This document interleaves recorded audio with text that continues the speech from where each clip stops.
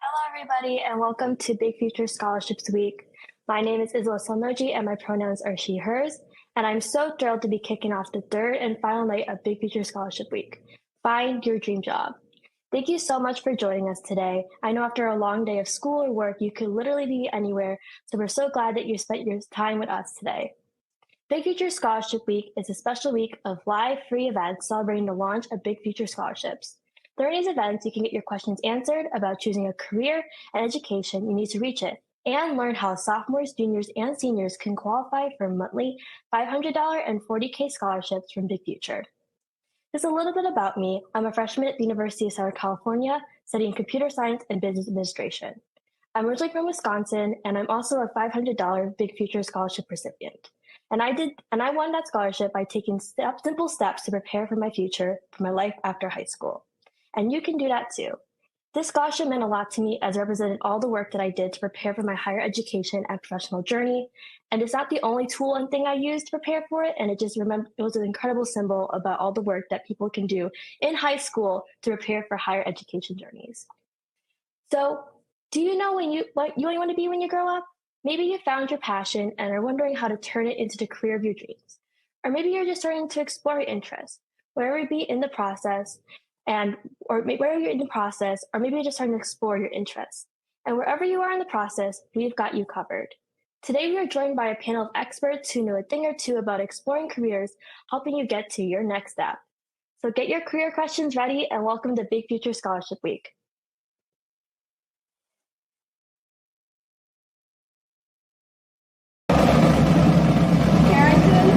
You were entered into the scholarship, and we drew your name this month, and you have won a $40,000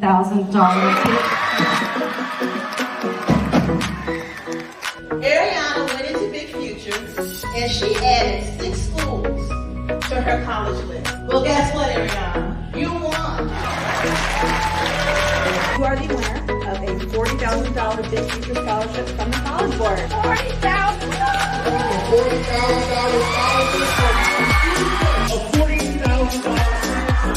You have won a $40,000 scholarship.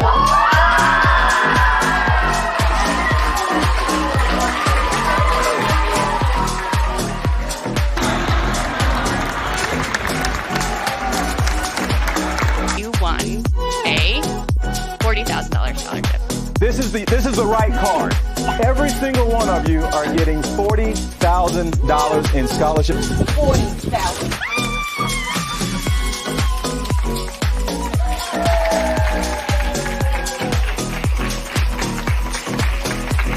I wish I would have known about these programs earlier because I could have been applying last year. This really just opens up so many more opportunities for me. I say use it. Give it a chance. You never know what's going to happen. You just earned $40,000 from Big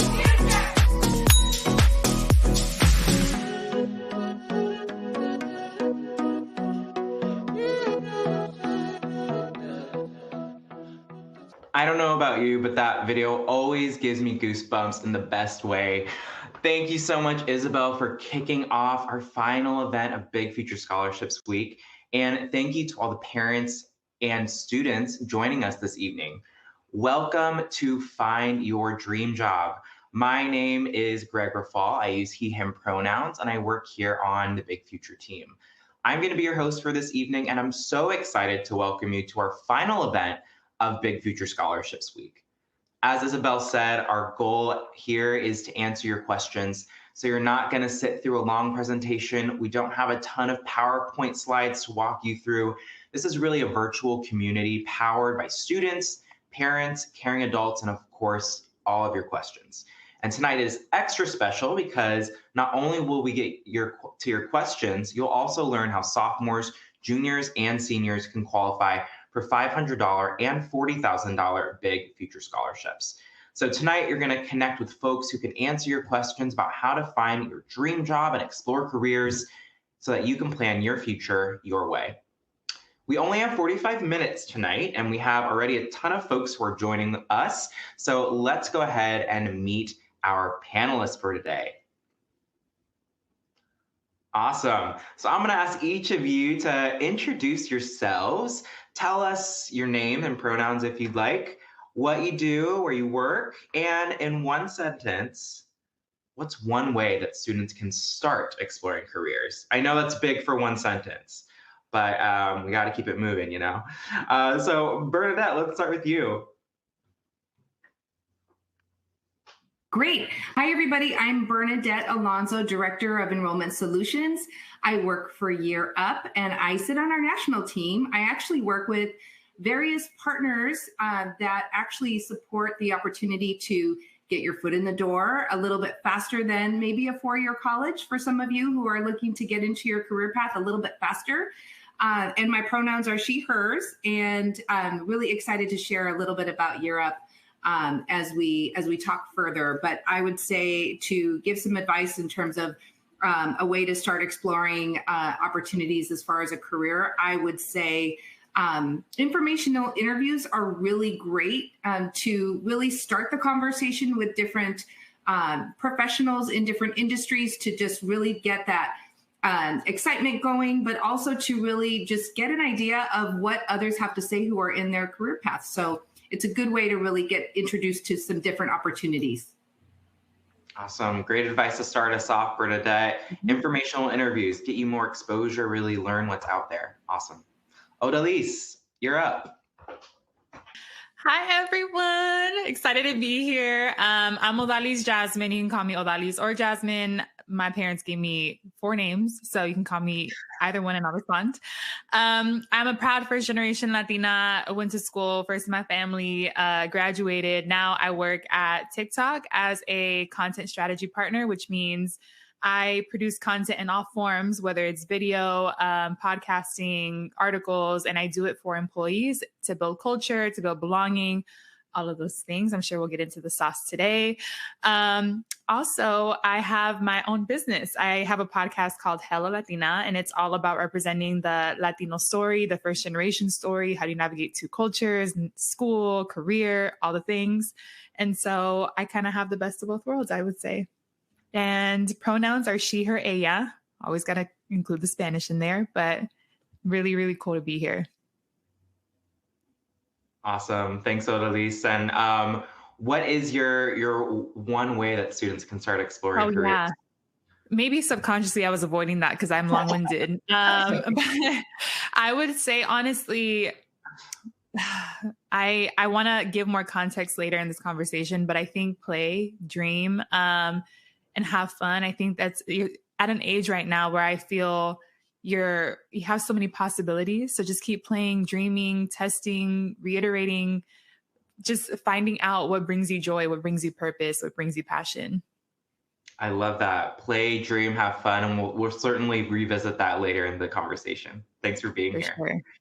And Isabel, we've learned a little bit about you already in the intro, but tell us in one sentence, as someone who is going through the process right now and actively pursuing what you want to do as a career, what advice do you have for high school students? What is one way they can start exploring careers? I think taking high school classes in a bunch of fields. I think that's something that I did. And I think that's the best way to do it because it's also like you get to learn and like get skills from those different fields. And then you can also just explore what your passion is. And those teachers often have advice to give you about how to pursue those like in college and things like that. Like my high school teachers tell me ways about like how to intersect my passions together because I had like too many. So I think that's the best way through high school and classes. And even in college, take all the classes you can. That's great, Isabel. How do you intersect your passions? I'm sure that question is going to come up. Well, thank you all for being here. Can't wait to hear all the advice you have to share with our audience. But tonight is all about, of course, learning more about how to explore careers and learning more about Big Future scholarships. But before we get started, before we get to your questions, I'd like to ask our audience a question. I want to know how much you already know about Big Future scholarships. So you're going to see a quick poll pop up on your screen. Tell us, which of the following is required to be eligible for Big Future scholarships? Do you need to have a 4.0 GPA? Do you need to submit an application on time? Is there an essay that's required of you? Or do you need to just complete steps on your Big Future dashboard? Again, you should see a poll pop up on your screen. go ahead and answer that quick poll question. And while you're doing that, let's talk about how tonight is going to work. There's an Ask a Question box on the bottom of your screen where you can type in all of your questions. We're going to get to as many as we can tonight. We have folks on the back end who are monitoring all the questions that are coming in. So again, we'll get to as many as possible. Also, if you miss anything during today's event, you have to walk away from your computer or from your phone for a moment, don't worry, the recording is going to be available later. We're going to send it to you in email tomorrow so that you can watch it on demand.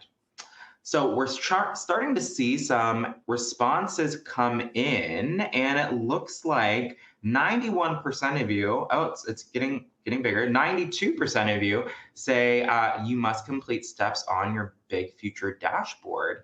And 92% of you would be right. All you need to do to qualify is to take steps on your Big Future dashboard, at least one step. There's no application, there's no GPA requirement, no essay. You simply qualify by logging into your personalized dashboard and taking steps. And you can actually go to bigfuture.org/scholarships right now to get started. And we award hundreds of $500 scholarships, just like Isabel won, and 2 $40,000 scholarships each month. So the more steps you take, the more chances you have to win. If you want to learn more, well, you're in the right place. We'll have more on Big Future scholarships later in the program. But that's enough from me right now. Let's get to some questions. And our first question is going to be for you, Isabel. Sophia wants to know, how do you narrow down your options when you have so many ideas, so many career fields that you enjoy and you think you would do well in? And this relates directly to what you had to say in your intro, Isabel. How do you narrow down your options when you have so many passions? Yeah, I'm in the same boat. I'm a computer science and business major because I couldn't pick one. And I love CS and I love business, but I also love law and politics and policy. And I also love art, movies, cinema, and film. So I'm have all these interests. So one way that I really found a way to find my path through all of it is intersecting it, like I said before. There are so many ways that these fields can intersect, and I think a lot of universities and colleges try to find ways that majors and minors and fields can intersect. Like if you like CS and you like entertainment, then maybe you can work in game development, things like that. And there's so many ways to intersect it. You just got to find it. And I think exploring it by taking as many classes you can, talking to experts, doing internships in so many fields, and talking to those experts, I think you can really find your own path in that. That's great advice, Isabel. There are so many jobs out there that really combine different things that you're interested in. Isabel, you gave a great example of that. Our next question is going to be for you, Odalise. Jose asks, how can I ensure that my dream job will make enough money for me to live comfortably? And that's real, right? I mean, we all want to work to make a living for ourselves and to live life comfortably. So what do you have to say to that, Odalise? Oh my goodness. I'm going to try to be as quick as possible because I can do a whole episode on just the first gen struggle of, do I choose passion? Do I choose money? All of those things, right? I will say, Jose, to ensure that you have it, I don't know if there's a secret sauce for it, but certainly my secret sazon to it was talking to people, because as Greg mentioned, there were so many jobs where I'm like, what's a project manager? You make how much as a project manager? What? There's so much that I was learning for the first time, because in my household, you heard lawyers, doctors, that's what makes all the money. And I was like, well, I don't like science, and going through papers all day sounds awful. So I wasn't interested in those spaces. And when I went to college, I just started meeting people in the space that I was in. I was public relations, meeting people that were doing comms, working in tech. And I just started to talk to them and ask questions and really lean into curiosity. So the way to ensure it is, Jose, to ask those questions. Meet different people, different spaces. I did not grow up with a network. I grew up with my church and my family. That was it. And no one went to college. No one went to corporate America. Everyone was working these blue collar jobs. So when I was in that space where I was surrounded by people who had different opportunities and lifestyles that I wanted, I asked a lot of questions, leaned into those curiosities. And now, I mean, again, my secret sauce is I developed kind of a life right now where I have my passion, and it does make money, it does make revenue, but it feels more of my passion than my pockets. But then I have something that pays the bills that is still in alignment with what I love, which is content and storytelling. And that fills my pockets. And so that's the way I've been able to do it. Isabel mentioned there's a way to intersect it in your career, gaming, if you love gaming, like there's just so many options, but continue to have those conversations and lean into curiosity. I love that. That's a great way to sum it up. Lean into curiosity and keep talking to people, keep exploring as well. Thanks for that, Odalise. Our next question is for you, Bernadette, and this is from Lucia. Lucia wants to know, Lucia says, my school requires us to shadow at jobs near us. How do you recommend that students like me get more out of that experience? Oh, I love that question. Thank you for asking. I think preparing for that opportunity, doing your research and looking into what questions can you ask? How can you be the most prepared? How can you show up? Remember, every opportunity is a networking opportunity, even if it's not where you're going to work, even if it's just somebody who you're going to get connected with on LinkedIn. It's always an opportunity. So I think really getting and making sure not only are you preparing for that opportunity, but also recording folks' names, titles, and then a follow-up, because it's always a great opportunity to say, thank you for allowing me this space, and just continuing to keep that relationship going if you can, because you never know when you might have another question or need a referral. I always look at it that way. That's great. Every opportunity is a networking opportunity. And, Bernadette, I want to follow up on something you said in your intro, which was about informational interviews. Can you explain to some of our audience members what is an informational interview? An informational interview is an opportunity to speak with a professional in any industry, ask for the time, and I would say schedule an appointment, or even if it's informal, it could be your neighbor and you know that your neighbor's in an industry. So know that it doesn't have to be as formal. But I would say if you have an idea of where this individual works and you have an interest, then develop a list of questions and really try to get an idea of what exactly they do. How do they like their organization? Because I think people are also making decisions on career paths based on industry or an organization, or how people like working for that company. And so just asking the basic questions: how long have you been there? How do you like it? What don't you like about it? And what are the opportunities? Do you have opportunity to grow? Because I think there are some people that are very happy where they are. And then there's some people that are really striving to move forward. And it's really at any age. I've been in recruitment and admissions for over 30 years, and I'm proud of that. And I speak to young adults as young as 17, and I've spoken to, folks as old as myself, like 40s and 50s. So I think it's really everyone's journey, and you could really make it whatever you want. So it's not linear. And I think Odalise said it earlier. There are many things you can do, and you can fill your cup in every way. So, yeah. Thank you so much for that, Bernadette. And I love that you said it's not linear. I think so many students need to hear that. And this kind of segues into our next question, which is for you, Odalise. Oftentimes I think students put a lot of pressure on themselves to graduate, know exactly what they're doing, and go down this very linear path onto this job. And that could, again, add a lot of pressure to you. So Kaylee wants to know, do you have any special advice for nervous seniors specifically? Who, the nervous senior? I was there.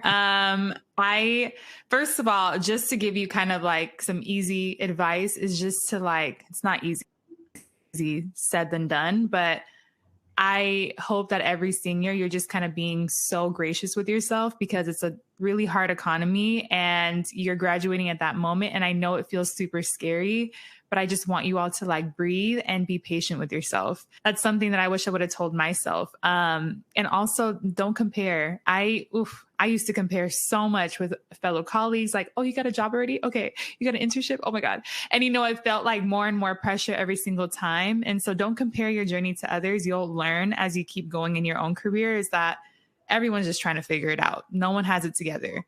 Even if they appear they do, it's a lie. I'm telling you now. So for me, as like a nervous senior, putting myself back in that space and mindset, I would say, again, continue talking to people. Bernadette said it perfectly. Have those informational interviews. Keep asking people questions. Talk to them. Maybe you know like a kind of like frame of what you want, and that's okay. You don't have to know exactly what you want. And for me, that part of senior life was just crazy because you have this system, right? You go from kindergarten to first grade, from elementary school to middle school. There's like something always waiting for you next. And then when you graduate, you're like, okay, well, now I get to choose. It's okay to take one step, and maybe you're like, oh, I don't really like this. And it's okay to keep switching and to find your groove and to find your way and have a nonlinear career, as you said, Bernadette, but continue talking to people, really leaning into your network. You'll find that that's how you find success. It's just your network, the people, the tribe, your circles, all those people who are there. They're the ones that are helping you and pushing you in the right direction, because sometimes you don't know what we don't know, and we need those extra brain power, right? Awesome. Yeah, I mean, exactly, Odalise. I think, again, I want students out here to know that they can switch. Like, you can go from, you can test something out and decide that it's not for you. That is okay. Our next question is for you, Isabel. This is from Gwendolyn and Jonathan have this similar question. How much does your major matter in relation to the job that you'll get? What do you think? I think it's important in the sense that it determines like the course path, like the coursework that you take in college, but it's not the end all for a career, I would say. Even though I'm a freshman, but I've known people who study wide ranging of things and they go into fields and sectors that are maybe not directly related to their major. It's important in the sense that you do have to declare it, and like it does determine like what classes you take and what courses you take, and you graduate a degree in that. But I don't think it's the end all in what career you can do. I think like what Bernadette said perfectly, like getting that experience, I think that's way more crucial and vital in like jobs nowadays, I think, especially because you can have a degree in something and you have experience in something else. I think that experience can guide you into that your dream job that you're looking for. But yeah. Absolutely, Isabel. Bernadette, this next one is for you. It's from Sarah. Sarah wants to know, this is a great like tactical question. How do you get in touch with professionals for an informational interview? So like walk us through, say like I want to get in touch with you, Bernadette. I have no idea who you are. How do I get in touch with you? Well, first of all, I want to let everyone know on the call, they are more than welcome to contact me and link in with me. I would love to provide any, information beyond this conversation. But I think when it comes to really doing that research, I would say it's okay to make, I would call it a cold call, because you might not know anybody in the industry yet and you're just beginning. And I would say, feel free to call certain organizations and just, tell them you're a student and you're just trying to get some information on the career. People are very excited to help and provide information. And I have to tell you, it rarely happens. If somebody were to call me or if somebody were to contact a colleague, I know many people who would be so happy to answer any questions about what they do or give advice. But very few people do it. But if you are not one to just pick up the phone, I would say LinkedIn is a very good avenue to really start exploring and looking at different industries, and just really trying to connect with people and even asking, like Odalise said, I just love how she framed it. You just get curious and you ask and you start talking to people. What do you do? And how do you like it? And you just really never know where those conversations will lead you. I can tell you in my career, hindsight's 2020, every single thing that happened, I could really connect it. And it was really where I was supposed to be in the end. So I don't know that will happen for everybody, but I think taking advantage of every opportunity and the spaces you're in is really where it's at. Absolutely. And just +1 on cold calling, people really want to help. Even if they don't know you, they want to help. They want to be able to tell you about their passions and their job and what they do. So don't be shy. Just take that next step. Our next question is for you, Isabel. This is from Emery. Emery wants to know, do you ever question the path that you're on right now? Oh, definitely. I think being a freshman, I think there's so many years ahead. And like being here, I've seen like all the majors we have, and I'm like, maybe I could see myself doing like each major. Like it's crazy. And like I'm just like so indecisive. I think that's why intersecting is at least the way for me to do it, because I know I can't take every major. That'll take forever. And like, and also I don't want to do that many tests too. Like I don't want to do all those degrees. So, but I think intersecting is the way to go, because it allows me to pursue all those passions, maybe in ways that like, I don't necessarily want to do. Like I like film and entertainment, but maybe I don't want to be an actor. Maybe I want to be more involved in like producing or like elevating diverse stories. So I can find ways to do that within like my background and my career, my education right now. But yeah, I definitely doubt it. And I just think it's finding your passions and maybe finding a way that you can intersect it, or like, yeah, just finding ways you can intersect it or just pursue it. Yeah.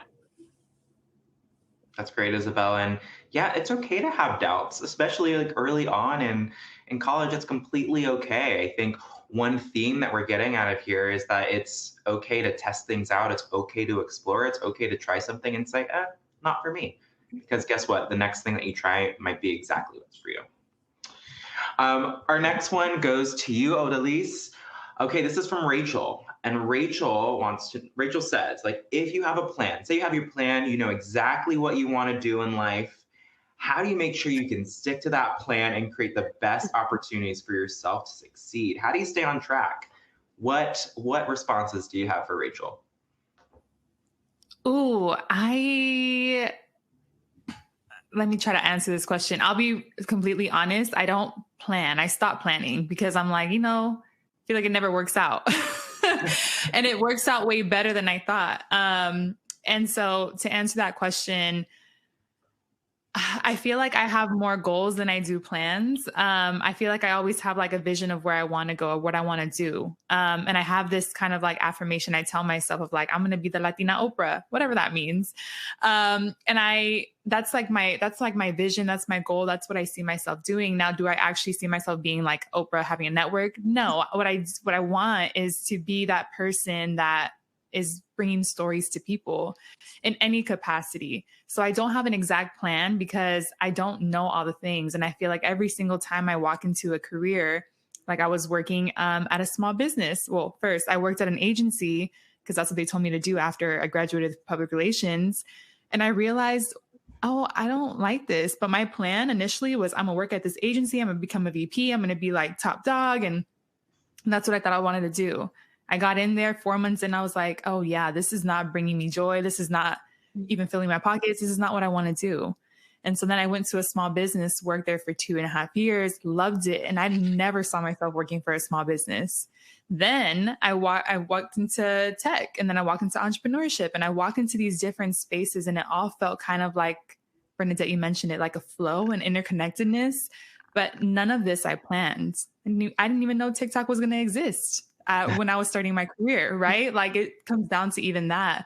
So I think it's okay to have like dreams and a goal of like, oh, I want to maybe work at TikTok, or I want to work in entertainment, or I want to do project management, whatever it is. But know that you have to leave some room for play. You have to leave some room for things to change. The market can change, the industry can change, and you can evolve with it.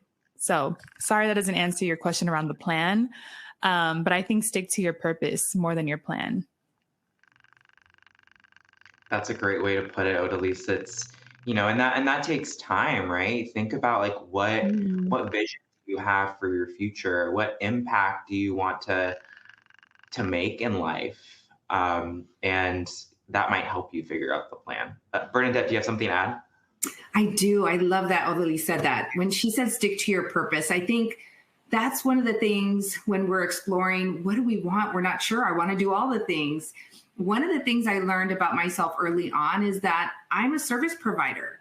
I'm a people lover. I'm a humanitarian. Now, I ended up in education and I love it, but I could have also been a nurse. I could have maybe been a doctor. And that is all in line with what I love to do. I love to serve. So I think that is something that when you're thinking about like what direction, maybe really finding out, what do I want to do? Am I an analytics person? Am I somebody who's more of a process person? And I think, anyway, just wanted to to say that, because I think that's an important piece. Thank you. Absolutely. Absolutely. Thank you both for those really incredible insights. I'm sure more questions are getting sparked right now in our audience. But for those of you who are out there who are, really thinking about how to even start exploring careers, you're thinking about your vision, you're thinking about your passion and what you want to do, one place you can start is with Big Future and exploring careers on Big Future. Check out this short video on how you can get started.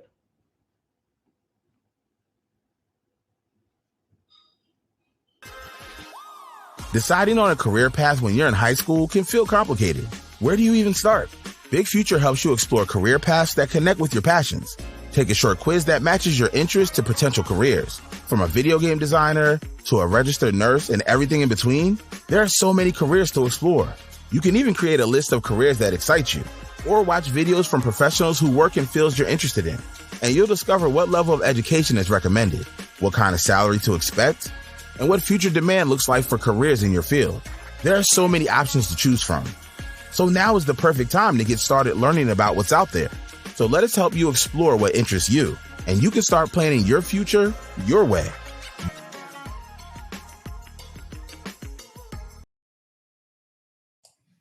Hey, Greg, I'm so sorry. You're on mute. Oh my gosh. Thank you, Annalise. I appreciate that. Well, let me start over. As the video said, one way that you can start exploring careers is the Big Future Career Quiz, which takes less than 10 minutes to complete and asks you questions about your interests and what you like to do. As our panelists were saying earlier, that's part of the process, reflecting about your purpose and what impact you want to make. After you take that quiz, you'll get a list of 30 potential career profiles that you can explore, where you can see things like income and how much money you're going to make, which has come up in this conversation, potential job growth, most common education levels. You'll also see the tasks, knowledge, and skills associated with a given job. And you can also save those careers to your career list to keep track of your interests and what you might want to do. So to get started, you can go to bigfuture.org/career quiz, or you can scan the QR code that's on your screen. And this is Big Future Scholarships Week, so we're excited to share one way that you can earn the chance at $500 and $40,000 scholarships, which is by starting that career list. So 10th, 11th, and 12th graders, when you explore careers and save 3 or more of those careers to your list, you'll be automatically entered into drawings for, again, $500 and $40,000 scholarships. All you need to do is save 3 careers. And every month, Big Future will award hundreds of $500 scholarships and 2 $40,000 scholarships. So the sooner you complete steps, the more chances you have to win. So you can go ahead and log on to Big Future right now to get started. And parents, we have something for you tonight too. Don't worry. You can connect with scholarship opportunities and educational opportunities for your student by using Big Future's free student search service program. Colleges and scholarship programs from around the country rely on this program to find students who are a good fit for their program. So as your students are exploring careers, they're probably also thinking about the education they're going to need to reach it. So if your child is participating in student search service and you aren't, you should have received an email from Big Future earlier this week with an invitation to join. If you don't see that email, go ahead and encourage your student to sign up at bigfuture.org/search and add your information to their account. And you can scan the QR code on the screen here to learn more about student search service as well. But that's enough from me. So sorry for the mute fiasco. You'd think we'd learn by now, like when to take yourself off mute. But anyway, let's get back to more questions from our audience. Our next question is going to be for you, Bernadette. Anna wants to know, Anna says, if I'm bad at a class but really enjoy the topic, should I still pursue that field as a job? Absolutely. I think we are all in a position to where we are learning. And I think I can recall many experiences like that where I was a bit deflated experiencing a class, or maybe I wasn't 100% engaged, or the facilitator wasn't great, or at least that's what I told myself. So know that absolutely we should continue to focus on the path at hand, which is one class at a time, and just continue to explore. And I think if there are those moments where you feel, I'm not sure if this is what I want to do, or why am I not engaged? I think assessing yourself, just one as a student, how much time have I put into my class? How much, outside of class am I investing? What is it that's kind of holding me back? And really creating a network for yourself within the class, because it is nice to build a community around you. And I think that's one thing I didn't do in college. I thought, I'm going to be just focused on myself, and I don't need to make friends, and I want to just, complete this degree program. And I think I missed a lot of opportunities to really build my network with people that were like-minded and really wanted to pursue the same field that I wanted to. So I encourage you to just reach out and know that we all have off moments. So that would not be an indicator to stop. Absolutely. Absolutely. Don't give up there, Sarah. Don't give up there, Anna. Not an indicator to stop, as Bernadette said. Our next question is going to be for you, Isabel, and this is from Sarah. Sarah wants to know, do you recommend double majoring or a minor if you have several interests? I recommend that. I definitely recommend that, because I think that's a great way to get exposure and education in those fields. I'd also recommend looking at joint majors and joint programs. I think those are very common as well. Or just simply just taking different electives, using your electives that you have. If you have general education requirements, use that to try to pursue different passions in different fields. I think that's really the best way. And looking at those joint majors and programs, maybe looking at the coursework they have, maybe not necessarily the name, but the skills and the classes that you take in those joint programs, it could be incredibly valuable if you have several interests. Absolutely. And that goes to a previous point you made, Isabel, of a different way to intersect things that you're interested in, things that you want to combine. So adding a double major, adding a minor, great idea. Our next question is from quite a few folks in the audience. This was for you, Odalise. How do I find my passion if I don't have one? I think a lot of students are probably struggling with this and thinking about it. We keep saying passion, passion, passion. What if I don't have a passion? What do I do? I'll be honest and say in high school, I didn't even college, I didn't think I had a passion either. But I think maybe the way to think about it is, what makes you get up every single day? What's the motivation? What's kind of the burning belief down there that you're just like, yeah, I know I can do this, right? Or this is what I want to do, or this is where I feel alive, or I feel like I'm creating something. So for me, for example, in high school, I was just going through the motions, right? Just trying to get through school, trying to get through college or get to college. And I remember in high school, we had to do the senior project, and the senior project was a requirement to graduate. You chose any project that you wanted to do and you basically did it. And so they were asking me the same question, what are you passionate about? And I'm like, I don't know. I like writing. That's all I knew how to say. And so I remember the teacher that I asked, she was also a wedding planner on the side, funny enough. And she's like, well, you can do a project with me. It's a lot of event planning. I can teach you the motions. And I'm like, okay, cool. I planned that, kind of co-planned an event with her. That was my whole senior project. And I realized I'm a people person. I love seeing people light up. I love that. I love being around people. That's all I knew. And I thought that I was passionate about people. So I went to college, and then I joined all the things like student government. I was an orientation leader. I was like, I just want to be around people, people.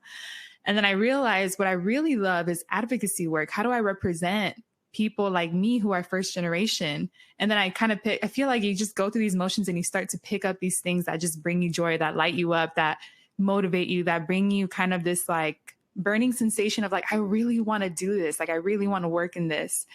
And now I'm in a place where I get to do both. I work with people every single day at TikTok. And then I also am doing advocacy work through my podcast. And so I feel like I've been able to kind of still have those passions, but my passions have evolved so much with every experience, with every just life moment. And I think as you're discovering it now at your age, think about those things. What brings you joy? What makes you get up every morning? Even if it's just small things. Maybe it's you really love creating. Maybe it's you really love learning, or you really love arts or science, like whatever it is that just gets you excited. Just keep that like mental flag, and then continue keeping those mental flags as you go through your journey. That's great, Odalise. And it's like you said, it sounds like you played, you dreamed, and you had fun, and that helped you to kind of find your passions along the way. Absolutely. Bernadette, this next one is for you. This is from Sarah. Sarah wants to know, how do you balance work, school, and maybe even a side hustle? How do you life, Bernadette? Well, my side hustle is my daughter. I am a single mom. I'm definitely all about my career and my friends and my family. And I think, it's really important to stay anchored in those priorities, because keeping those relationships, and I'm also thinking of other ways too. Like I think a lot of people think about that side hustle. What are some other things I can do to bring more money home? And it's definitely always in the forefront. So I think even, no matter how old you are, there is that opportunity to continue to explore, continue to talk to people, and continue to find where those opportunities and pockets are. It does take research. It does take prioritizing, and really kind of knowing how much time in the day you have for certain things. I'm going to go out on a limb and say wellness is a big one too. Making sure you are, and I'm sure Isabel, as a student, you have to always be mindful of, yes, there is pressure, there is stress, and there are things that are requiring your attention in the immediate moment. But there are things that we should be planning, and it is wellness, time with family, whatever makes you feel, that when you're at the most relaxed, whatever that is, with friends, family, relatives, and really trying to plan that out and be as intentional as possible.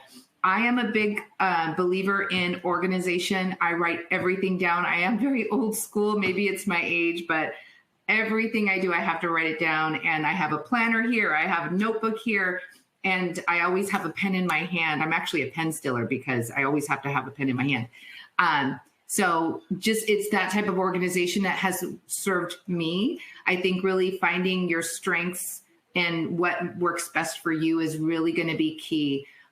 We have our phones now. There's ways to prioritize. I know there's apps that help. So really seek out those resources that are going to be best for you as an individual, and how you best learn and keep track of things. But find something that does work, because you will need to keep track of things, whether it's homework, events, deadlines, personal and professional. A lot of you will be probably working and going to school, which is normal and does require an extra layer of planning. Bernadette, me and you are the same. I always have a pen in my hands. And I will say to Ray, wait, really? Look at us. Isabel? Yeah, we're here. Yeah. I love it. I did want to say, Rachel asked me, like, how do you stick to your plan? This is where I plan, like the day-to-day, like weekly, monthly. I'm very much that person. Like, it's almost 2024. I have my planner. I'm already planning out my year, putting my PTO in, and like doing all that pre-planning. So for you all in school, it's just a good practice. Like, learn what time management looks like for you and find what works for you. Some friends love writing in journals, and I have my iPad planner. So just find your rhythm. But college, when you get there, it's the perfect time to play. Word of the day. It's a perfect time to play with these time management skills and tools and what works best for you. Awesome. We've talked about so much in the last 45 minutes. We've talked about finding your purpose, talked about how to play, dream, and have fun, how to balance your passion versus your paycheck, and also talked about how jobs aren't and career pathways aren't always linear. But my last question for each of you, and I have to ask you to be really quick, like one sentence, and really one sentence. What's your biggest piece of career advice for students? Bernadette, I'll start with you. All right. I'm just going to say, find a mentor. somebody that you respect or somebody that you come across. Maybe it's somebody at school, but I think it's really important to have a mentor that can just help guide you. They don't have to be in the field you want to be in, but definitely find more than one if you can, but at the very least, at least one. And I'm happy to be a resource for anyone on this call. Thank you, Bernadette. Odalise, what about you? Similar to Bernadette, build a board of directors. I say your board of directors, every successful person has one. So think about CEO, they have a board of directors.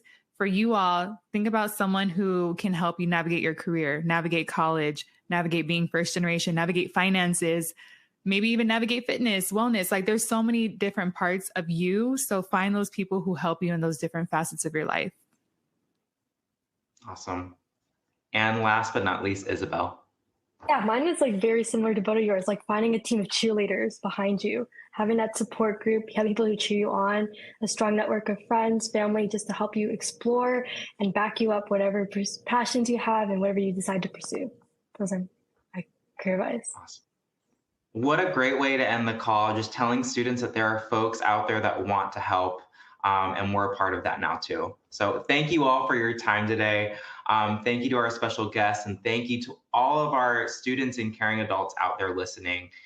We'd love to hear how tonight's session went. So after the event closes, you'll be automatically redirected to a feedback survey. Please fill it out. Let us know how the event was for you so we can make our next events even better. And if you missed anything tonight, don't worry. You'll get the recording in an email tomorrow, and you can go to bigfuture.org/live to see it.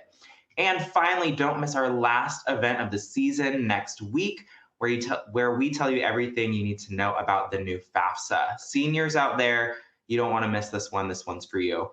Learn more and register at bigfuture.org/live. Thanks everyone so much, and have a great night.